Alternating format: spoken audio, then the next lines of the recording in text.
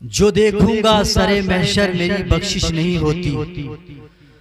یا رسول اللہ جو دیکھوں گا سرے محشر میری بخشش نہیں ہوتی، خدا کو واسطہ دوں گا تمہارا یا رسول اللہ، خدا کو واسطہ دوں گا تمہارا یا رسول اللہ۔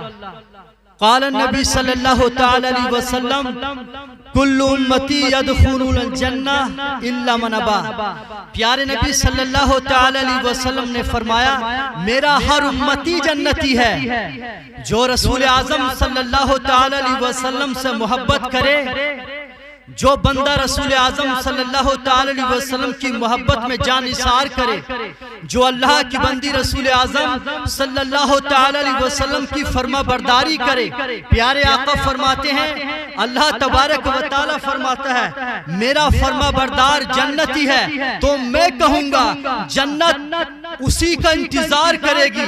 اللہ کے نبی فرماتے ہیں، پیارے نبی صلی اللہ تعالی وسلم کے غلاموں، جو نبی کا وفادار ہوگا وہی جنت کا حقدار ہوگا۔ یہ بات اٹل ہے، جو نبی کا وفادار ہوگا وہ جنت کا حقدار ہوگا۔ صحابہ نے سوال کیا الا من ابا، یا رسول اللہ انکار کون کرتا ہے؟ پیارے آقا نے فرمایا قال من اتانی دخل الجنہ، جو میری فرما برداری کرے گا اللہ تبارک و تعالی اس کو جنت میں داخل فرما دے گا۔ جو رسول اعظم کی فرما برداری کرے گا وہ اللہ تبارک و تعالی کی رحمت کا حقدار ہوگا۔ اب ذرا بات کو سمجھیں، اس دنیا فانی سے جو منہ موڑ گیا ہے، اس دنیا فانی سے جو منہ موڑ گیا ہے، برسوں کے جو رشتے تھے سبھی توڑ گیا ہے فرشتوں کو کھوج کہ لایا ہے کیا، ہے فرشتوں کو ہے کھوج کہ کیا ہے لایا، اور ہے فکر عزیزوں کو کیا چھوڑ گیا ہے۔ تو میرے عزیز یہ دنیا کا معاملہ ہے۔ اللہ کے نبی صلی اللہ تعالی وسلم فرماتے ہیں جو میرا وفادار ہوگا وہی جنت کا حقدار ہوگا۔ اللہ کے نبی نے فرمایا اللہ کے نبی نے فرمایا المسلم اخو المسلم، مسلمان مسلمان کا بھائی ہے۔ تبھی تو رسول اعظم نے فرمایا کہ مسلمان کی مسلمان پر تین چیزیں حرام ہیں، نمبر ایک اس کا مال، نمبر دو اس کی عزت، نمبر تین اس کا خون۔ اب آپ اس کے بارے میں تھوڑا وضاحت کریں، مال کیسے حرام ہے؟ مال اس طرح حرام ہے، اگر کوئی مسلمان، اگر کوئی بھائی آیا، یہ بات ثابت ہو گئی کہ مسلمان کا بھائی ہے، تو ایک بھائی کو دوسرے بھائی کا مال چھپا کر چوری چھپے جبرن استعمال نہیں کرنا چاہیے۔ اگر کوئی مسلمان کسی مسلمان بھائی کو فریب دے کر، دھوکہ دے کر، جھوٹ بول کر، عیاری کر کے، مکاری کر کے اگر اس کے مال کو چوری کر کے استعمال کرے گا، اللہ کے نبی نے فرمایا یہ مسلمان کے شان شیان نہیں کہ مسلمان کا مال استعمال کرے، مسلمان کا مسلمان پر مال کھانا حرام ہے۔ تو میرے بھائی جس کو رب نے، جس کو پیارے نبی نے حرام کر دیا ہے، ہم پر وہ حلال کیسے ہو سکتا ہے؟ جنت کا وہ حقدار ہوگا جو حلال کو حرام جانے اور جو حرام کو حرام جانے۔ کوئی مسلمان اگر یہ سمجھتا ہے مسلمان کا مال مار کے فلاح کو پہنچ جائے گا، کامیاب ہو جائے گا، نبی کا چہیتا ہو جائے گا، صوفیہ کا محبوب بندہ، محبوب غلام ہو جائے گا، نہ جو نبی کا وفادار ہوگا اسی کو میرے دوستو اولیاء کرام سے پیار ہوگا، اور جن کو اولیاء کرام سے پیار ہوگا، اللہ کے ولیوں سے پیار ہوگا، اس کو رسول اعظم کی عزت سے پیار ہوگا، رسول اعظم کی ناموس سے پیار ہوگا۔ پیار نبی نے فرمایا کہ مسلمان کا مسلمان پر مال استعمال کرنا حرام ہے، اور دوسری چیز کے بارے میں فرمایا مسلمان کی مسلمان پر خون حرام ہے۔ میرے دوستو آج تو ہمارا حال کیا ہے، آج مسلمان کی صورت کیا ہے؟ اللہ کے نبی نے مسلمان کی کیا تعریف بیان فرمائی؟ مسلمان کے بارے میں پیار نبی نے فرمایا المسلم من سلم المسلمون من لسانہ و یدہ، حدیث گواہ ہے، نبی کا فرمان گواہ ہے، قرآن گواہ ہے، رسول اعظم کے آئین گواہ ہے۔ رسول اعظم صلی اللہ تعالی وسلم نے فرمایا اے ایمان والو کان کھول کر سنو، مسلمان کا مسلمان پر خون حرام ہے۔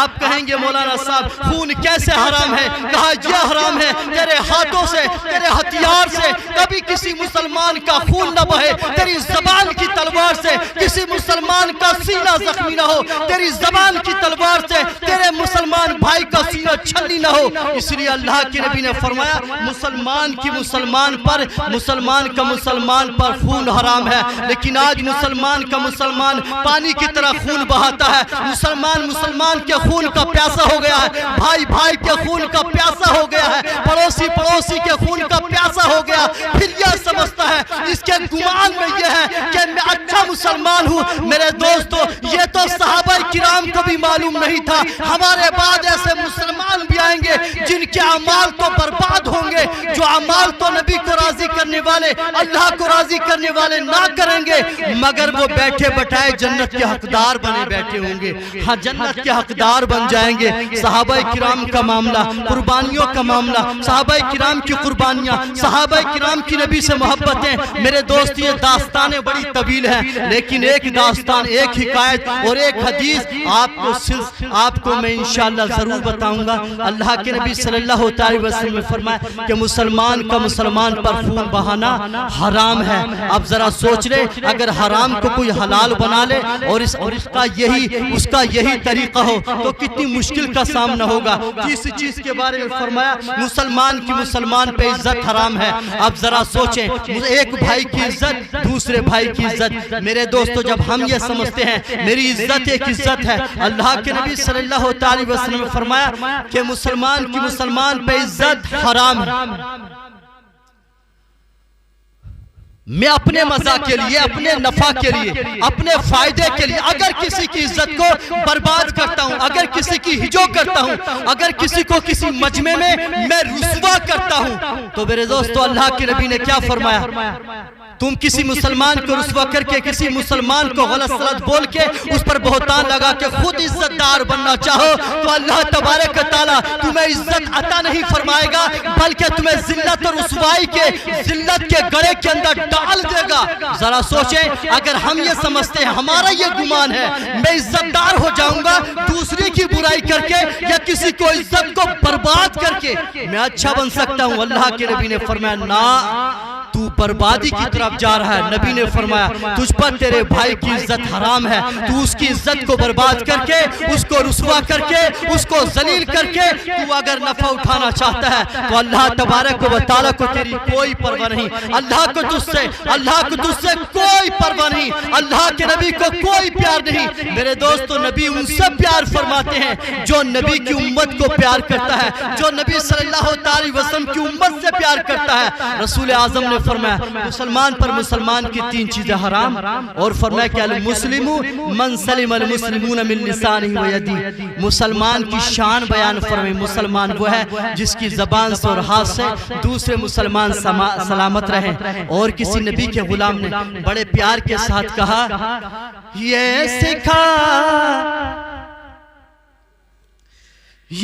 سکھایا ہے پیارے نبی نے ہمیں، یہ سکھایا ہے پیارے نبی نے ہمیں، یہ سکھایا ہے پیارے نبی نے ہمیں، یہ سکھایا ہے پیارے نبی نے ہمیں کہ دل کسی کا دکھانا نہیں چاہیے، کہ دل کسی کا دکھانا نہیں چاہیے، لا یظلمہ ولا یخذلہ ولا یحقرہ۔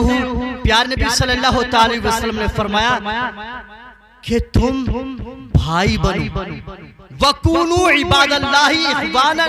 اللہ کے نبی نے فرمایا تم اللہ کی بندگی کرنے والے بنو اور تم بھائی بنو۔ اللہ کی بندگی جس طرح ہم سمجھ رہے ہیں، اللہ کی بندگی کتنی آسان ہے۔ ہم نے عہد کیا، ہم نمازی بن گئے، ہم نے نیت کی، ہم نے کوشش کی، ہم نیک بنے، لیکن اللہ کے نبی فرماتے ہیں اے ایمان والو بھائی بنو، المسلم اخو المسلم، مسلمان مسلمان کا بھائی ہے۔ اللہ کے نبی صلی اللہ علیہ وسلم نے عرب و عجم کے سارے نبی کے نام لینے والوں کو، اللہ کا ذکر کرنے والوں کو فرما دیا تم بھائی ہو۔ اور بھائی کی شان کیا ہوتی ہے؟ بھائی بھائی سے محبت کرتا ہے۔ کیسی محبت کرتا ہے؟ لا یخذلہ، بھائی بھائی کو کبھی ذلیل نہیں کرتا، کیونکہ بھائی تو یہ چاہتا میرا بھائی عزت دار ہو جائے، میرے بھائی کو عزت ملے، میرے بھائی کا کام بن جائے، میرے بھائی کی نوکری لگ جائے، میرے بھائی کا اچھا کام ہو جائے، کیونکہ جس کو محبت ہوتی ہے وہ بھائی کا بھلا چاہتا ہے۔ بھائی بھائی کا کبھی برا نہیں چاہتا، بھائی چاہتا ہے کہ اس کا گھر شاد باد رہے، جیسا کہ ماں باپ کو محبت ہوتی ہے رشتہ خون کی وجہ سے۔ اللہ کے نبی فرماتے ہیں بھائی کے دل کی یہ خون کی للک سمجھ لو، یا خون کا رشتہ سمجھ لو، یا ماں کے دودھ کی طلب سمجھ لو، بھائی بہن کا رشتہ بڑا عظیم ہوتا ہے۔ مولا علی کے دربار میں سوال کیا گیا جناب یہ بتائیو بھائی کا مقام کیا ہے اور دوست کا مقام کیا ہے؟ ذرا ان دو باتوں سے ایک بات سمجھنے کی کوشش کریں، اور ہمارے گھروں کے اندر ہمارے بھائیوں کے بیچ میں جو ناچاکیاں ہیں، جو دراریں پڑی ہوئی ہیں، جو دراریں ڈال دی گئی ہیں، میرے دوستو ہم کتنی بڑی ناکامی کا شکار ہو چکے ہیں۔ مولا علی سے سوال کیا گیا جناب بتاؤ بھائی کی شان کیا ہوتی ہے اور دوست کا مرتبہ کیا ہوتا ہے؟ کیونکہ بھائی بہن کا رشتہ بڑا عظیم ہوتا ہے، بھائی ہو سگا بھائی ہو سگی بہن ہو، اس رشتے یہ خون کی للک کا معاملہ اللہ کے نبی صلی اللہ علیہ وسلم نے کیا بیان فرمایا؟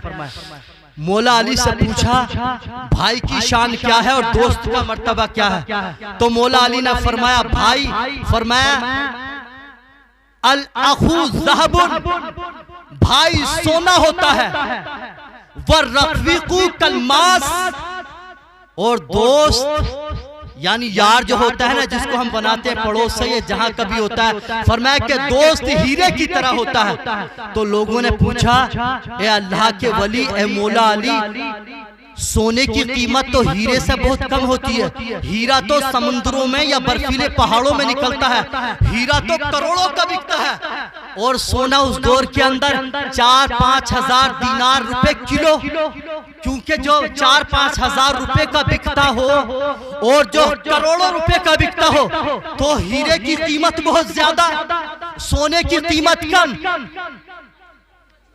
تھوڑا چائے کا ماحول بے شک بنائے رکھیں، میں چائے کو منع نہیں کروں گا کیونکہ سردی کے موسم میں چائے کا تو معاملہ ہی عجیب ہے۔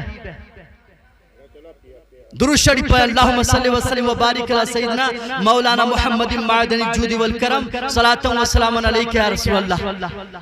تو مولا علی سے سوال کیا گیا جناب سونے کی قیمت بہت کم ہوتی ہے، ہیرے کی قیمت بہت زیادہ ہوتی ہے، آپ نے جو آس پڑوس کا رہنے والا ہے جس سے خون کا رشتہ بھی نہیں ہے، جو یار بن گیا ہے، کب وہ یاری توڑ کے چلا جائے کوئی نہیں جانتا، لیکن آپ نے اس کو ہیرا بتایا، اور ہیرے کی قیمت بہت زیادہ ہوتی ہے اور بھائی کی قیمت آپ نے بڑی تھوڑی لگائی ہے۔ مولا علی نے فرمایا کہ آپ کا یہ انداز حکیمانہ اور قول حکیمانہ، آپ نے فرمایا تو ظاہر کی قیمت کو دیکھ رہا ہے لیکن تو نے بھائی کی حقیقت کو نہیں سمجھا، بھائی کی اہمیت بہت زیادہ ہوتی ہے۔ مولا علی نے فرمایا اگر دوستی میں درار پڑ جاتی ہے تو تو جانتا ہے وہ درار کبھی ختم نہیں ہوتی۔ نعرہ تکبیر، نعرہ رسالت، مسلک اہل سنت، فیضان شاہ شرافت، نعرہ تکبیر، نعرہ رسالت۔ مولا علی نے فرمایا اگر ہیرا چاک ہو جائے، اگر ہیرا پھٹ جاتا ہے، ہیرا دوبارہ جڑتا نہیں، اگر جوڑنے کی دھاتوں سے کوشش بھی کی جائے تو اس کی درار برقرار رہتی ہے.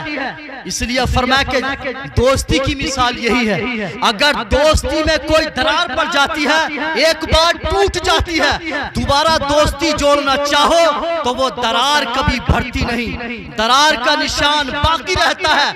اور بھائی سونے کی طرح ہے، اگر سونا ٹوٹ بھی جاتا ہے تو اس کو پگھلانے کے بعد اس کو جوڑا جا سکتا ہے، دوبارہ نمونہ تیار ہو سکتا ہے، دوبارہ اس کی شکل بہتر ہو سکتی ہے، دوبارہ اس کا درار ختم ہو جاتا ہے. بھائیوں میں کتنی چاکیاں ہوں، بھائیوں میں کتنی لڑائیاں ہوں، بھائیوں میں کتنا گال گلوچ ہو جائے، بھائیوں میں کتنی لڑائی ہو جائے، بھائی بہن میں کتنی لڑائی ہو جاتی ہے. آپ نے دیکھا ہوگا دو میٹھے بول اگر کر دیا جائے تو میرے دوست بھائی کا دل جڑ جاتا ہے، بھائی سارے شکوے بھلا دیتا ہے، بھائی ساری چاچاکیاں دور کر دیتا ہے اور اپنے بھائی کے ساتھ کاندھے سے کاندھا لگا کر کھڑا ہو جاتا ہے. یہ بھائی کا مقام ہوتا ہے. دوست کتنا بھی پیارا ہو، دوست کتنا بھی جگری ہو، لیکن ایک بار درار پڑ جاتی ہے دوبارہ جڑتی نہیں. اس لیے بھائی کا درجہ بہت بڑا ہے، بھائی کی قیمت بہت بڑی ہے. تو میرے بھائی کی اہمیت کو جانو اور بڑے بھائی کی اہمیت کو جانو. اللہ کے نبی نے فرمایا باپ کے بعد اللہ تبارک تعالیٰ نے نائب باپ یعنی باپ کا درجہ اگر کسی کو عطا فرمایا ہے تو بڑے بھائی کو عطا فرمایا ہے. تو بڑے بھائی کی قدر کرنا چاہیے. اور جس طریقے سے میرے عزیز ذمہ داری بنتی ہے باپ کی، باپ اپنے اصولوں پر قائم رہے، اپنے اولاد کی اچھی تربیت کرے، اپنی اولاد کا خیال کرے، اپنی اولاد کو اچھا ماحول دے، اپنی اولاد کو اچھی تربیت دے. یہ باپ کا فرض بنتا ہے. پیارے نبی فرماتے ہیں دنیا کی ساری دولت سے بہتر اولاد کے لیے، اپنی بیٹیوں کے لیے، اپنے بیٹوں کے لیے. اللہ کے نبی فرماتے ہیں ماں باپ کا جو سب سے بڑا انعام ہے، ماں باپ کی جو سب سے بڑی پلاٹنگ ہے،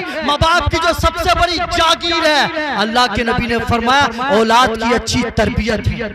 اپنی اولاد کو علم سکھاؤ، اپنی اولاد کو اچھی تربیت دلاؤ. اللہ کے نبی صلی اللہ علیہ وسلم نے فرمایا تمہارے سارے تحفوں میں، تمہاری ساری تیاریوں میں سب سے بہترین تیاری اولاد کی اچھی تربیت ہے. کیونکہ اگر آپ نے اولاد کی اچھی تربیت کی ہوگی آپ دنیا سے بھی چلے جائیں گے مگر تمہارا نشان باقی رہ جائے گا. تمہاری تربیت کے نشان دنیا میں رہ جائیں گے. وہ اللہ کو یاد کریں گے، وہ تمہیں یاد کریں گے، تمہاری یاد میں اشک بہائیں گے، تمہارے لیے ایصال ثواب کریں گے. جب وہ ذکر کریں گے، جب وہ کوئی نیکی کریں گے تمہارا نشان باقی رہے گا. لوگ تمہارے لیے دعائیں کریں گے جب وہ لوگوں کا بھلا کریں گے، جب وہ لوگوں کو دین کی باتیں بتائیں گے، جب وہ اچھی باتیں بتائیں گے، نبی کی باتیں بتائیں گے. تمہارا نشان باقی رہے گا، تمہاری تربیت کا نشان باقی رہے گا. سب سے پیاری بات تو یہ ہے جب تک تمہارا نشان تربیت باقی رہے گا اللہ تمہیں ثواب عطا کرتا رہے گا. اولاد کے لیے حسن تربیت، اولاد کے لیے ماں باپ کا حسن تربیت ایک بہترین تحفہ ہے. اللہ کے نبی نے فرمایا کیونکہ اگر اللہ تبارک و تعالیٰ کے فضل سے اگر اس نے یہ کام کیا ہے دنیا سے چلا گیا ہے، اللہ کے نبی فرماتے ہیں صالح اولاد تمہارے لیے صدقہ جاریہ ہے. جب تک دنیا میں رہے گی وہ نیکی کرتی رہے گی، بھلائی کے کام کرتی رہے گی. اللہ کے نبی فرماتے ہیں ماں باپ کو برابر ثواب ملتا رہے گا. کہ محفل کو ہم نے سجایا، جلسہ کیا، پروگرام کیا ہے اسی تبھی ماں باپ کو ثواب ملے گا؟ نہ، ایسا کوئی معاملہ نہیں. کیونکہ اولاد کی تربیت کرنا حسن تربیت، اور میرے دوستو اس کے حسن تربیت کا انعام یہ ہوگا کہ دنیا کے اندر اولاد ذکر کرے گی، خود بھی نمازیں پڑھے گی، خود بھی حج کرے گی، وہ عمرہ کرے گی، لوگوں کو بھلائی کرے گی، صدقہ کرے گی اور محافل کرے گی. بزرگان دین کی محبت میں وہ صدقات پیش کریں گے، انعامات پیش کریں گے. میرے دوستو رسول اعظم صلی اللہ علیہ وسلم فرماتے ہیں یہ تیرا حسن تربیت جب تک تو قبر کی کوٹری میں سوتا رہے گا اللہ تبارک تعالیٰ اس کا ثواب تجھے ضرور عطا فرمائے گا. یہ حسن تربیت کی بات بتا رہا ہوں. اللہ کے نبی صلی اللہ علیہ وسلم فرمایا یہ ایصال ثواب تم کرو یا نہ کرو لیکن تمہاری نیکیوں کا حصہ ماں باپ کو برابر ملتا رہے گا. یہ ایصال ثواب ثواب کا طریقہ ہے۔ تو میرے بھائی میں آپ کو بتانا چاہتا ہوں، اور آپ نے اس ماحول کو بنایا ہے، تو پیاری حدیث پاک میں آپ کے سامنے پیش کرنے کے لیے جا رہا ہوں۔ ہم یہ دیکھتے ہیں ہمارا کوئی عزیز، ہماری کوئی پیاری چیز، یا ہماری کوئی بہن، یا ہماری کوئی بچی، یا ہمارا کوئی بھائی، یا ہماری پیاری ماں، یا ہمارے والد محترم جب دنیا سے رخصت ہوتے ہیں، یا ہمارا کوئی پھول ہمارے چمن سے ٹوٹ جاتا ہے، جب ہمارے امن کے چمن سے، ہمارے ہرے بھرے گلستہ سے ہمارا بچے کا جب جنازہ اٹھایا جاتا ہے، ہماری حالت کیا ہوتی ہے؟ ہمارے آنکھوں سے آنسو بہتے ہیں، ہمارا دل خون کے آنسو روتا ہے، ماں سینے کو پکڑ کے رہ جاتی ہے، بہنیں بلکتی رہ جاتی ہیں، باپ تڑپتا ہوا رہ جاتا ہے، ہر ایک بے چین نظر آتا ہے، ہر ایک درد و الم میں ڈوبا نظر آتا ہے، ہر ایک کی آنکھوں سے آنسو بہتے نظر آتے ہیں، ہر سینہ غمگین نظر آتا ہے۔ اللہ کے نبی فرماتے ہیں تمہارے دل میں جو درد کا سیلاب اٹھتا ہے، اللہ تبارک تعالیٰ کے یہاں اس کی بھی قدر ہے۔ اللہ کے نبی فرماتے ہیں دل کا درد جس کے سینے میں کسی ایمان والے کے لیے ہوتا ہے، اللہ ایمان والے کے سارے گناہوں کو معاف فرما دیتا ہے۔ ہر دل میں درد ہوتا ہے، ہر دل کو احساس ہوتا ہے، مگر میں یہ کہنا چاہتا ہوں موقع کتنا حسین ہے۔ اگر اس سے مال مانگو تو جیب سے نکال کر دے دیتا ہے، اگر اس سے کلیجہ مانگو تو نکال کے رکھ دیتا ہے، کسی کام کو کرو تو اس کو کرنے پہ آمادہ ہو جاتا ہے، کیونکہ اس کے دل پہ چوٹ لگی ہوتا ہے، اس کا دل زخمی ہوتا ہے، اس کے دل کے اندر درد ہوتا ہے، آنکھوں سے آنسو بہ رہے ہوتے ہیں، کیونکہ اس نے اپنے بچے کا جنازہ اٹھایا ہوتا ہے، آنکھیں اشکبار ہوتی ہے، دل غمگین ہوتا ہے۔ میرے بھائی میں کہنا یہ چاہتا ہوں یہ کون سی حالت ہے؟ کیونکہ ہماری نظروں کے سامنے سے ہمارے بھائی کا جنازہ اٹھایا گیا ہے، دل بڑا پریشان ہوتا ہے، آنکھیں غمگین ہوتی ہے، بھائی بھی روتا نظر آتا ہے، بہن بھی بلکتی نظر آتی ہے۔ میں یہ کہنا چاہ رہا ہوں حضرت بہلول دانا نے ایک جوان کو سر کو جھکائے ہوئے قبر پہ بیٹھے ہوئے دیکھا، یا اللہ کے ولی ہیں، یا اللہ کے وہ خاص بندے ہیں جن کی زندگی اللہ کی محبت میں گزرتی ہیں، جن کی شب اللہ کی محبت میں بیداری میں گزرتی ہیں۔ حضرت بہلول دانا نے ایک جوان کو قبر پہ غمگین دیکھا، بھائی کی قبر پہ بیٹھا ہوا تھا، اپنے عزیز کی قبر پہ بیٹھا ہوا تھا، آنکھوں سے آنسو بہ رہے تھے، بڑا غمگین تھا۔ دانا نے سوال کیا اے اللہ کے بندے کیا بات ہے، آخر تو غمگین کیوں ہے؟ کہا میرے بھائی کا انتقال ہو گیا ہے۔ اتنا کہہ کے رونے لگا، تڑپ تڑپ کے رونے لگا۔ حضرت بہلول دانا نے فرمایا ارے میرا رب یہی تو چاہتا ہے، تو اس حقیقت کو پہچان، تو اللہ تبارک و تعالیٰ کے فرمان کو جان۔ اللہ تبارک و تعالیٰ نے اس جان کی کلی کو اس لیے جدا فرمانے کا حکم فرمایا، تمہارے اندر جو حقیقی تڑپ ہے اللہ تبارک و تعالیٰ بیدار کرنا چاہتا ہے۔ جو ڈر، جو محبت، جو خوف اللہ کے دربار میں کارگر ہے، اللہ تبارک تعالیٰ یہی چاہتا ہے، اللہ تڑپ کو بیدار کرنا چاہتا ہے۔ میرے بھائی اگر ہمارا کوئی عزیز دنیا سے جاتا ہے تو ہر ایک گھر کے اندر روتا بلکتا ہوا نظر آتا ہے، غمگین نظر آتا ہے۔ آخر معاملہ میرے دوستو ہر ایک کے سامنے یہ معاملہ ضرور آتا ہے۔ کوئی اپنے بھائی کے جنازے کو اٹھاتا ہے، کوئی اپنے باپ کے جنازے کو اٹھاتا ہے، کوئی والدہ کے جنازے کو اٹھاتا ہے، کوئی اپنے ننھے سے بچے کو اپنی گودی میں لے کر جاتا ہے۔ یہ معاملہ یہ صرف ان کے لیے خاص نہیں بلکہ جو جنازے کو اٹھا کے لیے جا رہا ہے ایک وہ دن ہوگا کہ اس کا جنازہ بھی اٹھایا جائے گا۔ تو حضرت بہلول دانا نے اس جوان سے کہا رب یہی تو چاہتا ہے، جیسا تو قبر پہ اپنی جان کے جدا ہونے پر رو رہا ہے، اپنے بھائی کے جدا ہونے پر رو رہا ہے، ایک بار تو اپنی جان پر رو دے، اللہ تیرے لیے جنت کی نعمتوں کو نثار کر دے گا۔ نعرہ تکبیر، نعرہ رسالت، مسلک امام اعظم فیضان شاہ شرافت، نعرہ تکبیر، نعرہ رسالت، سبحان اللہ۔ میرے بھائی یہ رونا تو مقدر سب کے لیے ہے، کوئی بھائی پر روتا ہے، کوئی بہن پر روتا ہے، کوئی بیٹی پر روتا ہے، کوئی اپنے باپ پر روتا ہے، مگر میں یہ کہنا چاہتا ہوں ایک بار اپنے آپ پر رو دے، اللہ تبارک تعالیٰ جنت کا حقدار بنا دے۔ رونا ماں باپ پر نہیں میرے دوستو، رونا اپنے آپ پر، کیوں؟ ماں باپ ہی کے حق میں جانا نہیں، صرف یہی پھول اپنے چمن سے جدا ہونے والے نہیں بلکہ تیری اپنی جان بھی دنیا سے جانے والی ہے، تو نے آخرت کے لیے کیا تیاری کی ہے۔ میں یہی حدیث پاک رسول اعظم صلی اللہ تعالی علیہ وسلم کا مقدس فرمان جو میں جنہوں نے سنا وہ بھی ذکر کو سن کر اپنی روح کو گرمائیں اور اپنے ایمان کی تازگی اور رسول اعظم صلی اللہ علیہ وسلم کی طرف سے ملنے والے حسین تحفے پر خوشی منائیں۔ میرے عزیز، سب مانتے ہیں، سب جانتے ہیں، ہم سب کا یقین ہے، ہم سب کا ایمان ہے، ہم نے اس دنیا سے جانا ہے، سبھی نے جانا ہے، اور ہمیں سبھی کو اس لمبے سفر کے لیے بڑا سامان چاہیے، اور وہ سامان کیا ہے؟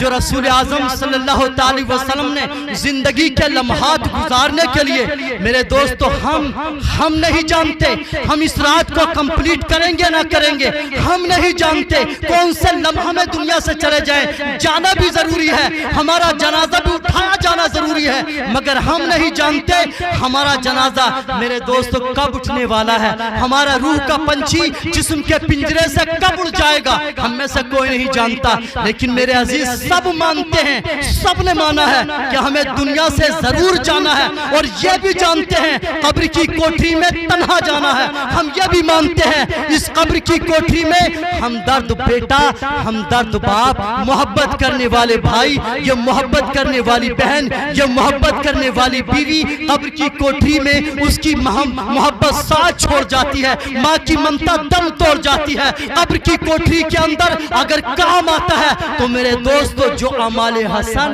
جو نیکیاں ہم نے کی ہیں وہی کام آنے والی ہے، جو طرز زندگی رسول اعظم کے حکم پہ گزری ہے وہی کام آنے والی ہے۔ اللہ کے نبی صلی اللہ علیہ وسلم نے آخرت کی منزل قبر کے بارے میں ارشاد فرمایا اس کی تیاریاں کرو، لیکن میرے عزیز جو کیا ہے، جو ہم نے زندگی میں محنت کی ہے، جو کمایا ہے، اس کا انعام کا ایک دن خاص ہے،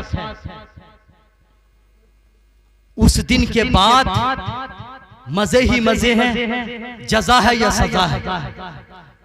اس دن کو اللہ کے نبی صلی اللہ علیہ وسلم نے حساب کا دن فرمایا، ایک دن حساب کا، یعنی کس نے نبی کے فرمان پر عمل کیا، کس نے حقوق اللہ کو پورا کیا، حقوق العباد کو پورا کیا، کس نے ماں باپ کے حق کو پورا کیا، کس نے پڑوسی کے حق کو پورا کیا، کس نے اپنے بڑوں کا احترام کیا، کس نے بڑوں کی عزت کی، کس نے اللہ کی فرما برداری کی، نبی کی فرما برداری کی۔ یہ حساب کتاب کا دن، اور ایسا دن ہوگا نفسی نفسی۔ میرے دوستو، آج تو دنیا کے اندر اپنے اپنے چکر میں نفسی نفسی کا عالم ہے، مگر کیا پھر بھی آسائش ہے، بہت آرام ہے، لیکن آخرت کا معاملہ کیا ہوگا؟ ہولناکیاں، پریشانیاں، خطرناک موسم، خطرناک ماحول۔ آپ جانتے ہیں کہ شدت کی گرمی، اور گرمی اتنی شدت کی کہ زمین تپ کر تانبے کے مانند ہو جائے گی۔ ذرا سوچیں، زمین یعنی مٹی تپنے کے بعد تانبے کی طرح ہو جائے گی، تو کتنی خطرناک گرمی ہوگی۔ اس لمبے سفر کے اندر حساب و کتاب کا سلسلہ، میرے دوستو حساب و کتاب کا سلسلہ شروع ہوگا۔ حساب و کتاب کے تعلق سے پیاری سی حدیث پاک اللہ کے نبی صلی اللہ علیہ وسلم نے فرمایا، یا ایھا الناس اتقوا من یوم القیامہ، اللہ کے نبی نے فرمایا اے لوگو حساب کے دن سے ڈرو، اتنا خطرناک ہوگا۔ اللہ تبارک تعالیٰ نے اگر کسی غلطی پہ تمہیں پکڑ لیا، اپنی نافرمانی کی وجہ سے تمہیں پکڑ لیا، تو کوئی تمہارا سہارا دینے والا، کوئی تمہارا مددگار وہاں نہ ہوگا، کوئی تمہیں نیکی دینے والا نہ ہوگا۔ بڑا خطرناک موسم ہوگا، لیکن اس خطرناک موسم میں، اس ماحول کے اندر ایک بڑی عجیب بات دیکھنے کے لیے آئے گی، وہ بتانا چاہتا ہوں۔ اللہ کے نبی صلی اللہ علیہ وسلم نے فرمایا اس ہولناک موسم میں، اس ہوک عالم کے اندر، اس حساب کے قیامت کے دن میں، اللہ کے نبی فرماتے ہیں کچھ لوگ نظر آئیں گے جو سونے کے منبر پہ بیٹھے ہوں گے۔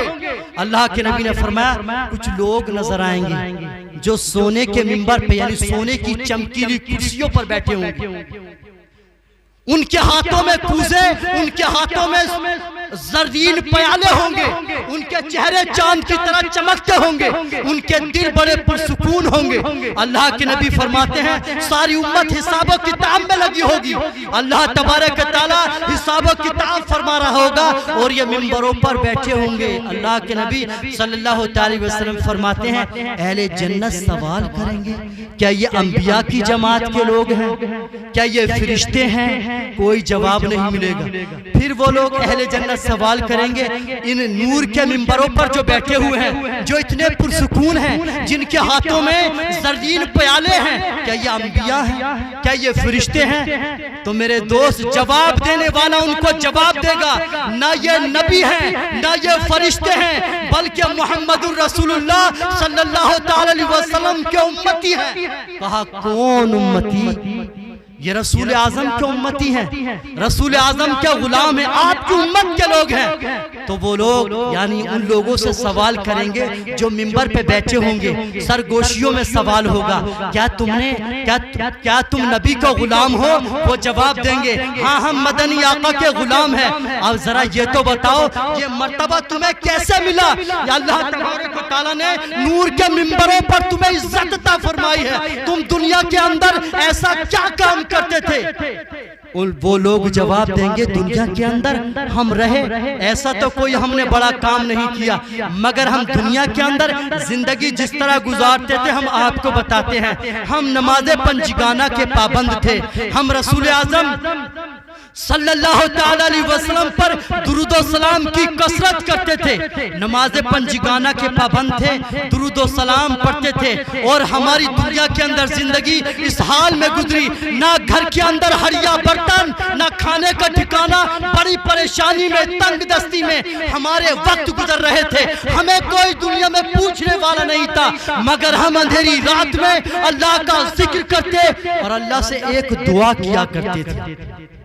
میں کہتا ہوں اس دعا کی برکت اللہ تبارک و تعالیٰ دعا کا انعام ضرور عطا فرماتا ہے۔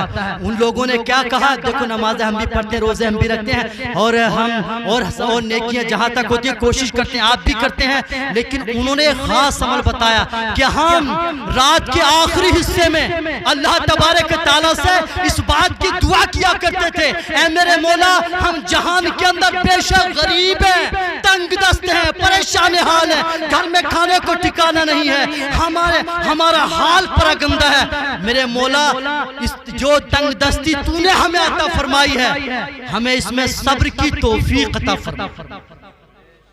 اللہ سے کیا دعا کرتے؟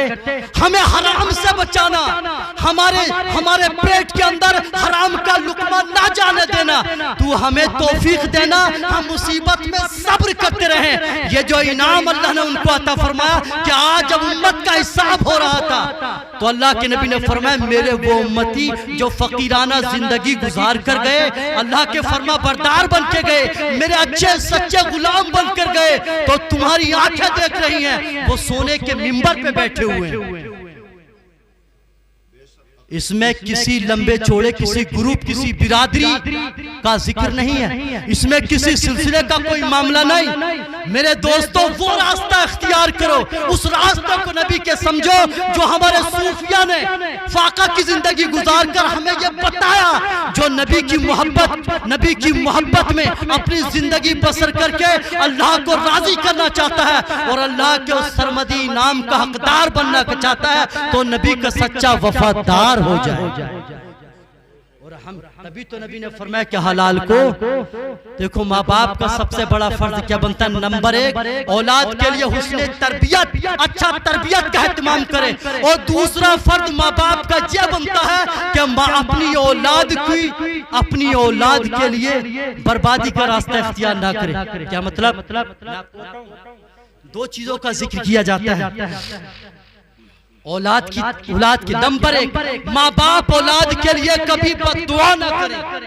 ایک بات ہمیشہ یاد رکھنا، کیونکہ بعض ماں باپ کی عادت کیا ہوتی ہے، اگر بچے کوئی بات نہیں مانتے نا، یا بچے تو بچے ہوتے ہیں وہ شرارت کرتے ہیں، ہماری بچیاں تو ایک تو بہت سیدھی اور ایک کے اندر اس کا مزاج بڑا وہ شرارت، تو یہ بچوں کا جو معاملہ ہوتا ہے نا اس کی امی تو برداشت نہیں کرتی ہے، وہ تو 2-4 برابر کر دیتی ہے، کیوں؟ اس کا دماغ اپنا دماغ ہوتا ہے، لیکن بچہ تو بچہ ہوتا ہے، شرارت تو کرتا ہی ہے، کیونکہ بچہ تو اس میں بچپن ہوتا ہی ہے، تو بچوں کا معاملہ بڑا عجیب ہوتا ہے۔ وہ ہوش. اور گھر کے اندر ماں باپ کے سامنے اولاد دیکھو کبھی کوئی تکلف نہیں کرتی اور ماں باپ کے سامنے کچھ تلخ مزاجی بھی ہوتی ہے اور بچے کچھ غلط بھی کر جاتے ہیں, غلط بول بھی جاتے ہیں, کیونکہ ماں باپ تو ماں باپ ہوتے ہیں. کیوں ماں باپ کی ذات شفیقانہ ہوتی ہے.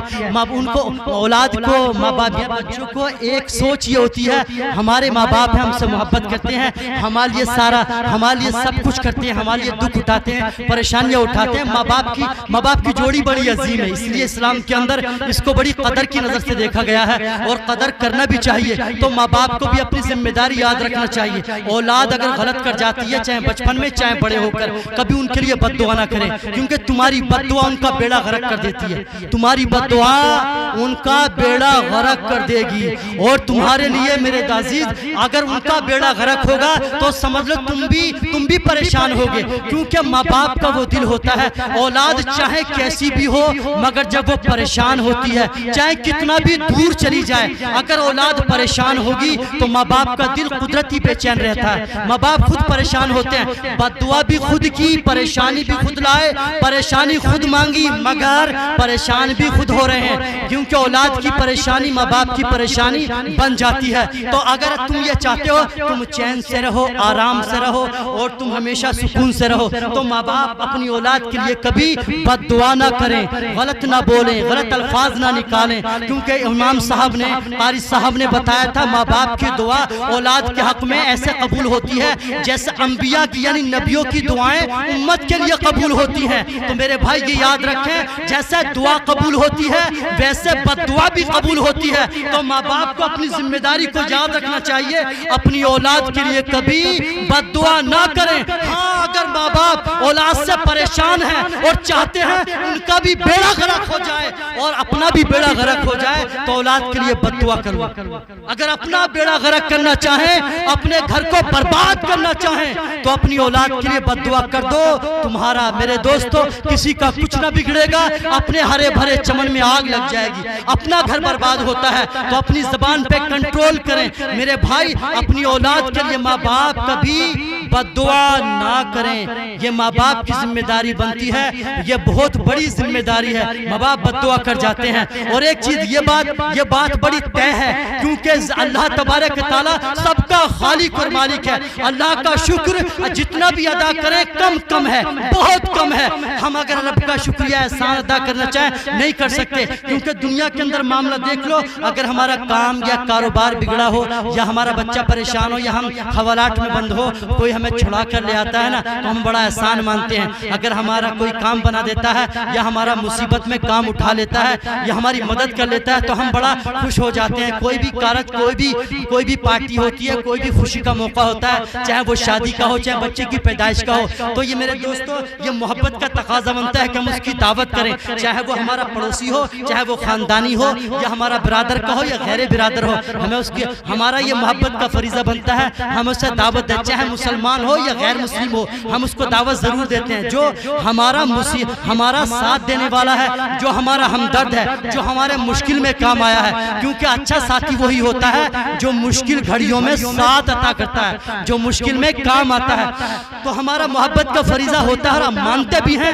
ہم اگر ہم کسی سے محبت کرتے ہیں تو ہم اسے ضرور اس کو یاد کرتے ہیں, اور جو ہمارا مشکل میں کام آ گیا ہے تو ہم اسے خوشی میں ضرور یاد کرتے ہیں. کسی کو یاد کریں نہ کریں, شادی میں اسے ضرور بلائیں گے, پارٹی میں اس کو ضرور بلائیں گے, بچی کی پیدائش پہ اسے ضرور بلائیں گے. کسی نے لاکھ دیا یا 2 لاکھ دیا, میرے دوستو لاکھ 2 لاکھ دے سکتا ہے, لیکن میں ایک آپ سے سوال کروں, اللہ تبارک تعالیٰ نے سر سے لے کر پاؤں تک جو ہمارا خالق و مالک ہے, یہ اللہ تبارک تعالیٰ نے شاندار مجسمہ ہمیں دیا, اللہ نے ہمیں شاندار نعمت عطا فرمائی. اگر کسی بھی نعمت کا شکر ادا کرنا چاہیں ہم ادا نہیں کر پائیں گے. اگر ہم آنکھ کا کوئی سوال کرے ہم تمہیں 10 لاکھ روپے دیں گے, ایک آنکھ نکال کر ہمیں دے دو, ہماری آنکھ صحیح ہو جائے گی یا ہمارے بچے کی آنکھ صحیح ہو جائے گی. کسی ماں سے کہا جائے اپنی آنکھ نکال کے دے دو, ہم تمہیں 10 کروڑ روپیہ دیں گے تاکہ ہمارے بچے کی آنکھ دوسری آنکھ صحیح ہو جائے. تو ماں چاہے فاقے سے رہتی ہو, ماں چاہے کتنی غریب ہو, ماں کے گھر میں چاہے چولہا نہ جلتا ہو, اپنے بچے میں نقص قبول نہ کرے گی، کیونکہ ماں کی محبت کا معاملہ ہوتا ہے۔ ماں اپنے بچے کو کروڑوں میں نہیں تولتی، کیونکہ یہ انمول موتی ہوتا ہے۔ تو میرے بھائیوں ذرا سوچو، جب ماں کی نظر کے اندر بچے کی اتنی بڑی قدر ہے کہ کروڑوں میں اپنے بچے کی آگ دینے کو تیار نہیں ہوتی ہے، کتنا بڑا انعام ہے یہ رب کا، کہ جس رب نے اتنی شاندار نعمتیں عطا فرمائی جو انمول ہے۔ تو میں کہنا یہ چاہتا ہوں، یہ زندگی کس نے عطا فرمائی؟ اللہ نے۔ تو ہمیں بچوں کی پیدائش پہ کس کی دعوت کرنا چاہیے؟ اللہ کے ذکر۔ جب ہمارے گھروں میں یا اللہ کی بارگاہ سے جو ہم نے جہان کی خاک چاند کے مزاروں پہ جا جا کے دعائیں کر کے سالوں سال میں 10 سال میں دعائیں کر کے ولیوں کے واسطے دعائیں کر کے اللہ کے ولیوں کی بارگاہ میں جا جا کے یہ انعام پایا ہے۔ ہم ثقلینی ہیں، ہم قادری ہیں، ہم چشتی ہیں، مگر ہمارا کام شیطانی کیوں ہو گیا کہ ہم جب شادی ہوتی ہے، بچہ پیدا ہوتا ہے، نبی کے صدقے میں انعام ملتا ہے تو ناچ گانے کا پروگرام کرتے ہیں، ہم دھماکے کرتے ہیں، 5-5 ہزار روپے کے پٹاخے فضول میں اڑا دیتے ہیں، اور مسجد میں 10 روپے دینے کی توفیق نہیں ہوتی، اللہ کے گھر میں 10 روپے دینے کی توفیق نہیں ہوتی۔ شیطان چھین لیتا ہے، کیونکہ ہماری پارٹیوں میں شیطان آ چکا ہے۔ شیطان آئے گا نہیں، ہماری زندگی میں شیطان انٹر ہو چکا ہے۔ تبھی تو ہم نے شیطان کو دعوت دی، احسان رب کا، انعام رب کا، نعمت نبی کے صدقے میں، اور کام سارے شیطانی ہو رہے ہیں۔ پھر ہمارے ثقلینی ہونے کا فائدہ ہوگا، ہمارا چشتی ہونے کا فائدہ ہوگا، ہمارا رضوی ہونے کا کوئی فائدہ ہوگا، ہمارا برکاتی ہونے کا فائدہ ہوگا، ہمارا قادری لکھنے کا کوئی فائدہ ہوگا؟ دعویٰ اتنا تگڑا ہے، عمال کام کے نہیں، نام کے نہیں میرے دوست، حال ہمارا یہ ہے۔ لیکن میرے بھائی، صرف مسلمان کے گھر میں پیدا ہونے کا نام نہیں ہے، بلکہ اسلام کے آئین پر عمل کرنے کا نام مسلمان۔ یار ذرا سوچیں، نعرہ تکبیر، نعرہ رسالت، مسلک امام اعظم، فیضان شاہ شرافت، عظمت والدین، میلاد مصطفیٰ۔ مٹا دے اپنی ہستی کو، گر کوئی مرتبہ چاہے کہ دانا خاک میں مل کر گلے گلزار ہوتا ہے۔ میرے عزیز، دانا اگر تم الماریوں میں سجا کے رکھ دو، بیٹ میں دکا کے رکھ دو، صندوق میں گٹلی اگر چھپا کے رکھ دو، کیا اس سے کچھ پیدا ہوگا؟ پھل آئیں گے، پودا پیدا ہوگا؟ کچھ نہیں ہو سکتا۔ دانوں کو رکھ دو، سارا اناج کچھے میں بھر کے رکھ دو، کیا اس سے پیدا ہوگا؟ نہ، جب تک کہ اناج کو خاک میں نہ ڈالا جائے گا، جب تک کہ میرے عزیز اس کے اندر خاک میں ملایا نہیں جائے گا، اس سے پھل حاصل ہونے والا نہیں، اس سے نفع کوئی نہیں ملنے والا۔ ہم اس مثال کو تو جانتے ہیں، مچھر مکھی کی مثال کو تو سمجھتے ہیں۔ یہ رب کی نعمتیں، رب کی اشیائیں، اس کے اندر بڑی تدبیریں ہیں، بڑی تعبیریں ہیں، بڑی تعویلیں ہیں، بڑی عبرت ہے۔ ہم سوچیں، اپنے دماغ کا استعمال کریں۔ تو میرے بھائی ذرا سوچیں، ہم کام شیطانی کریں، رحمان کو ناراض کریں تو ہمیں کیا حاصل ہوگا؟ تو بات بیان کر رہا تھا، ممبروں پر کھڑے ہوں گے، ممبروں پر بیٹھے ہوں گے، لوگوں کے حساب ہو رہے ہوں گے، یہ بھی رسول اللہ کے امتی ہوں گے جو ممبروں پر بیٹھے ہیں۔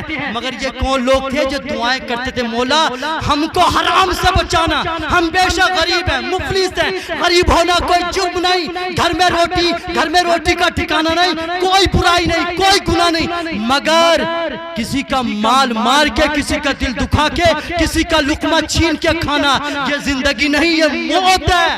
اللہ کے نبی صلی اللہ علیہ وسلم فرماتے ہیں، اس سے زندگی نہیں، ہمیشہ کی موت ہے، دل مردہ ہو جاتا ہے۔ زندگی تو نبی کی فرما برداری میں ہے، زندگی تمہارے لیے اللہ کی اطاعت میں ہے۔ تو اللہ کے نبی صلی اللہ علیہ وسلم نے کیا فرمایا؟ یہ میرے وہ غلام ہیں جو تنگ دستی میں زندگی گزارتے رہے اور اللہ نے ان کی دعا کو قبول کیا، اور آج ان کو اللہ نے انعام یہ دیا ہے، بغیر حساب ولا بکتاب دخل الجنہ۔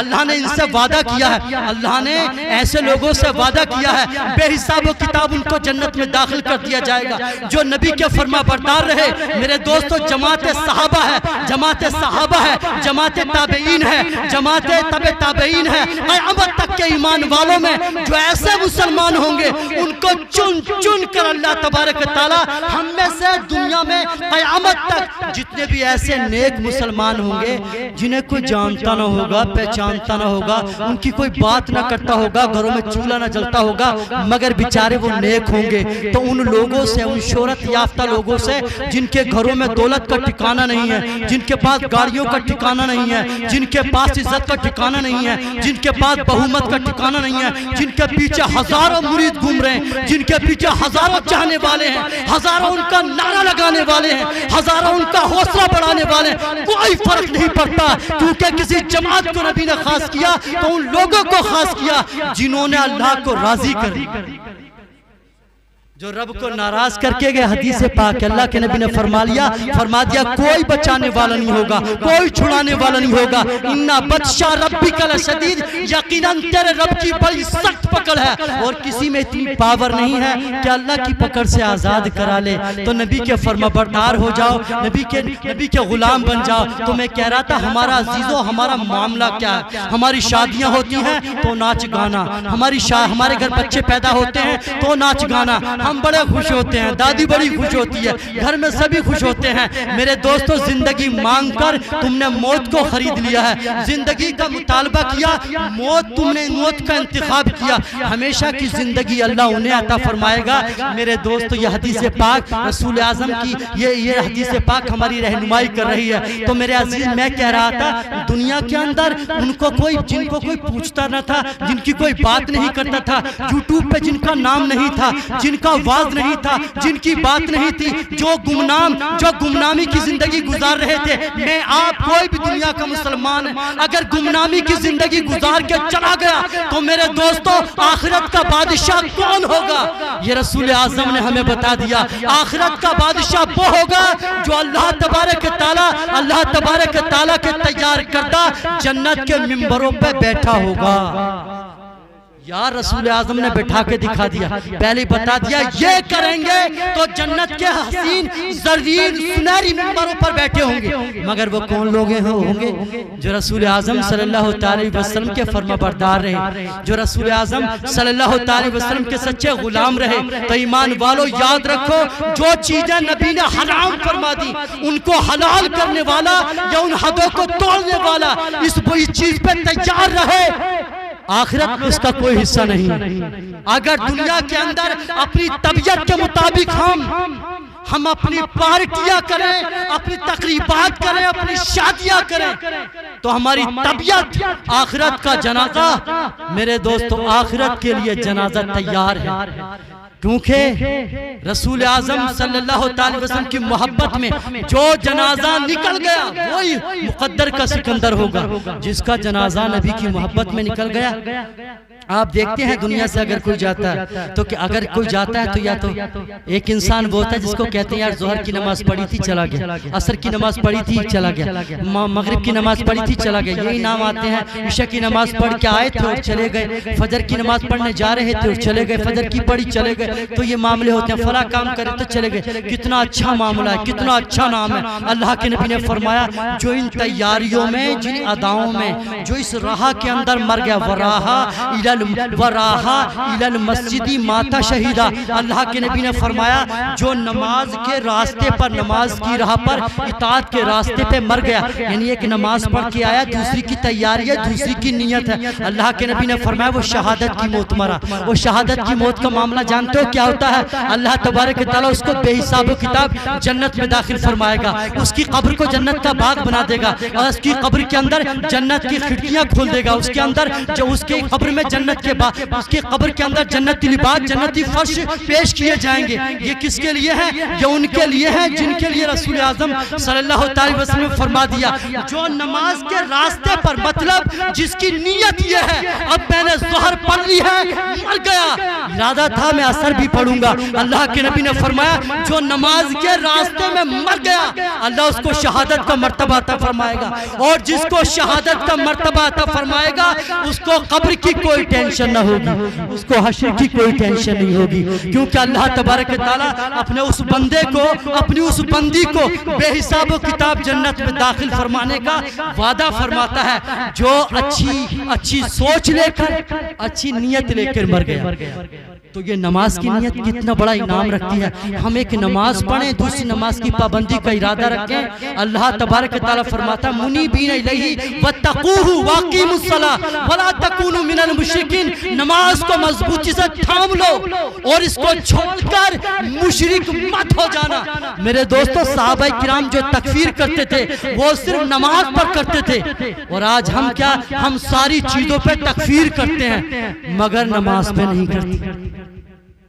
ہم سب باتوں پہ تکفیر کرتے ہیں، امام ایسے بول گیا، امام نے ایسے کہہ دیا، فلاں نے ایسے بول دیا، ذرا سی باتوں پہ یہ ہمارے حضرت کو نہیں مانتا، یا حضرت کو نہیں مانتا، امام اعظم کو نہیں مانتا، یہ امام شافعی کو نہیں مانتا۔ تو اس طرح کون مسلمان ہے یار، کون مسلمان ہے جو اپنے بڑوں سے محبت نہ کرے؟ میرے دوستو جتنے بھی اصفیاء ہیں، جتنے بھی اولیاء ہیں، جتنے مشائخ ہیں، جتنے علماء ہیں، جو مسلمان ہیں دنیا کے کسی بھی گوشے میں موجود ہیں، یہ مسلمان کے ایمان کا حصہ ہے۔ وہ اپنے بڑوں کو جب تک زندہ ہیں ان کا احترام کرے، جب بولے تو عزت کے ساتھ ان کی بات کرے۔ یار یہ کیوں جاہلانہ باتیں کرتے ہیں، فلاں کو نہیں مانتے؟ ہاں ایسا نہیں ہے، بلکہ جو مسلمان ہے، دنیا کا ہر مسلمان اپنے بزرگوں کا، اپنے علماء کا احترام کرتا ہے، کرنا چاہیے، نبی کا حکم ہے۔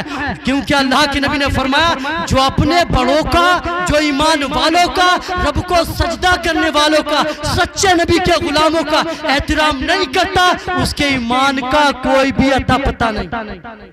کوئی مسلمان ایسا نہیں، ہم نہیں کہیں گے ایسا جملہ کہ فلاں محبت نہیں کرتا۔ معیار محبت کیا؟ معیار محبت، معیار ایمان، دونوں میں بڑا انتر ہے۔ رسول اعظم صلی اللہ علیہ وسلم نے، یعنی اللہ تبارک و تعالی نے قیامت تک کے ایمان والوں کے لیے رسول اعظم کی ذات کو معیار اطاعت بھی بنایا ہے اور معیار ایمان بھی بنایا ہے۔ جو نبی کا نہیں، ہمارے بزرگوں نے کیا بتایا، جو نبی کا نہیں وہ ہمارا کیسے ہو سکتا ہے؟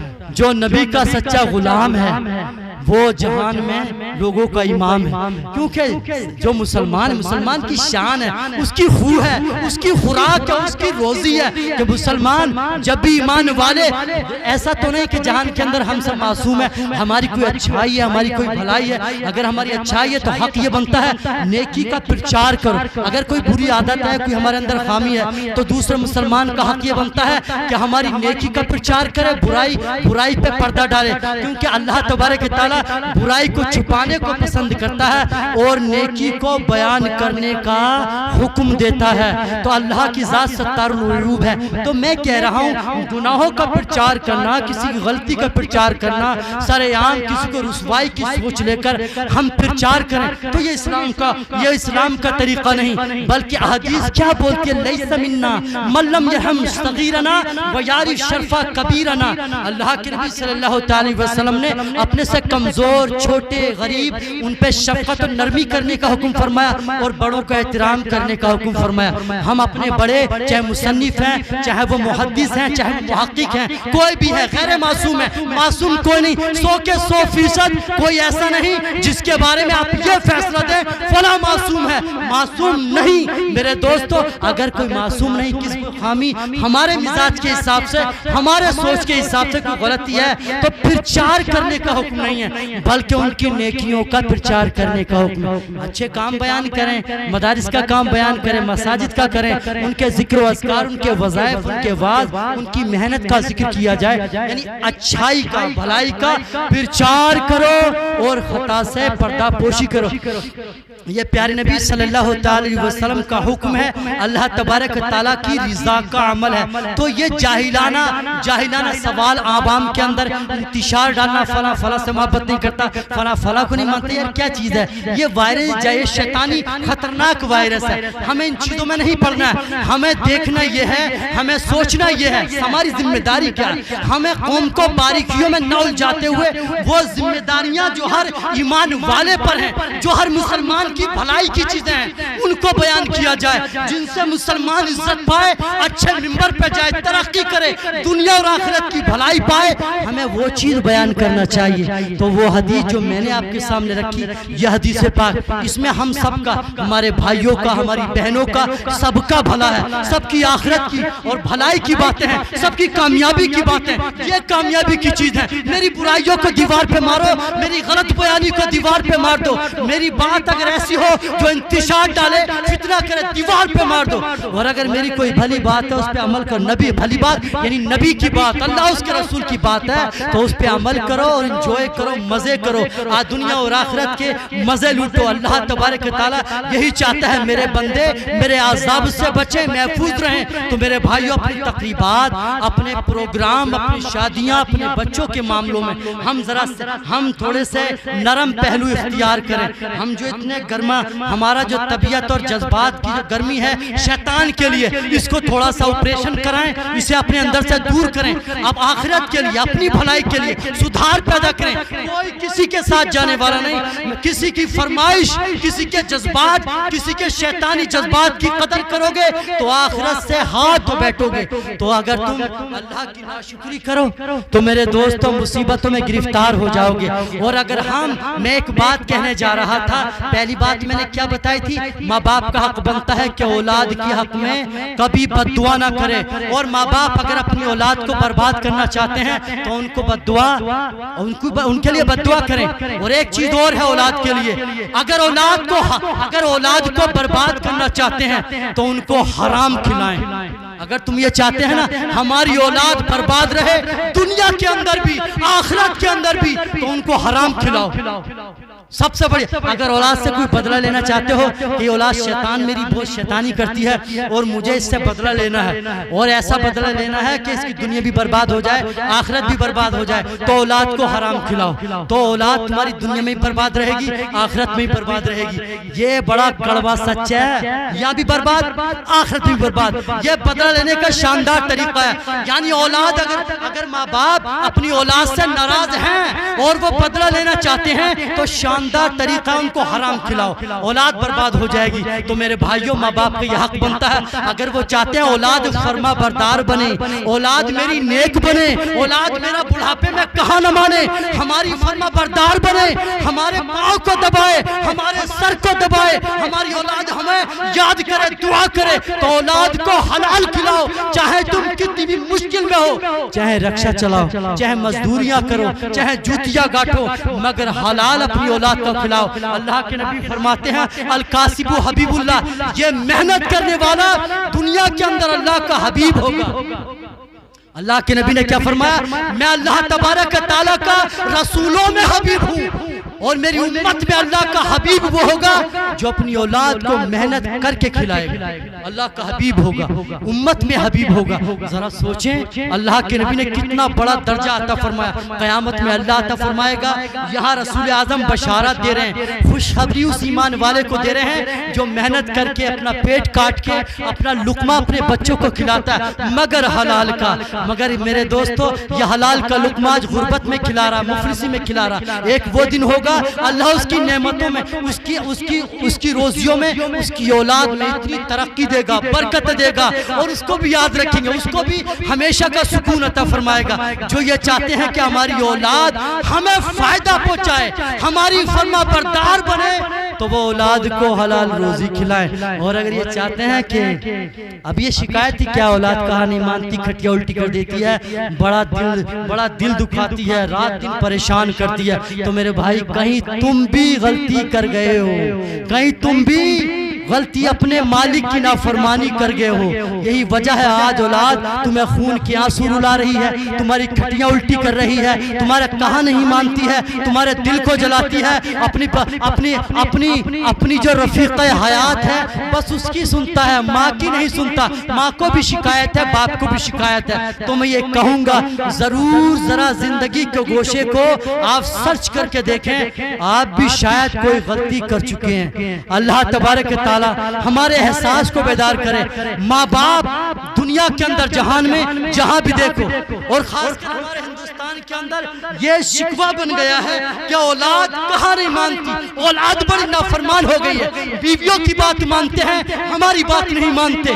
تو میں ان سے ماں باپ سے کہوں گا ضرور تم بھی غداری کر گئے اللہ اس کے رسول کے ساتھ, شاید اس کا نتیجہ بھگتنا پڑ رہا ہے. شاید آج تم اولاد کی ٹکڑے اور ان کی خدمت کے لیے محتاج پھر رہے ہو, پریشان نظر آتے ہو, دکھی نظر آتے ہو, تمہارے چہرے پہ درد اور دکھ تو نظر آتا ہے. مگر میں یہی کہوں گا غلطی ہم کر رہے ہیں, کر گئے ہیں, کر رہے ہیں, کر رہے تھے, اس پہ ذرا غور کرنے کی ضرورت ہے.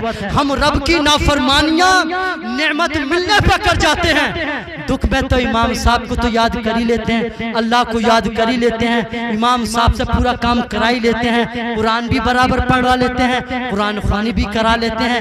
دکھ کا معاملہ ہے, میت کا معاملہ ہے. مگر میرے بھائی میں جو کہہ رہا ہوں ہم کہیں غلطی خوشی میں کر رہے ہیں. خوشی میں کیا ہوتا ہے میرے دوستو, بچہ پیدا ہو گیا تو دادی بھی گا رہی ہے, بہنیں بھی گا رہی ہیں, گھر کے اندر خوب ناچ گانا چل رہا ہے کہ بچہ پیدا ہوا.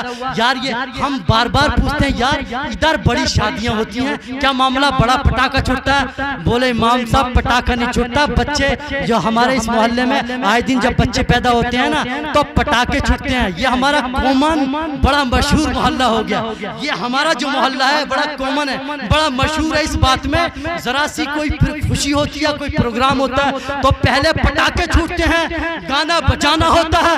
اگر کسی سمجھدار نے دل ٹٹول لیا اور بات کہہ دی دادی اماں نے اللہ میلاد بھی کرا دو, تو امام صاحب سے تو ڈر لگا, بولے پارٹی کو بلا لو. کیوں, وہ تو اپنی گاتے بجاتے ہیں, نہ انہیں سننے کی پرواہ نہ سنانے کی پرواہ, اپنا گایا بجانا بستہ باندھا اور نکل لیتے ہیں. کیونکہ امام صاحب کے تو سامنے بیٹھنا پڑے گا اور وہ ساری باتیں بتائیں گے اور بہت بڑی ان کی جو کڑوی کڑوی باتیں سننے کو پڑیں گی. تو میرے بھائی اگر بیماری کے علاج کے لیے کڑوا شربت تو پینا پڑتا ہے, کڑوی ٹیبلٹ کھانی پڑتی ہے, ورنہ اگر کوئی بیمار ہے اور وہ لسی پیے یا شربت پیے وہ تو اور بیمار پڑ جائے گا, میٹھے پھل کھائے بیمار ہو جائے گا.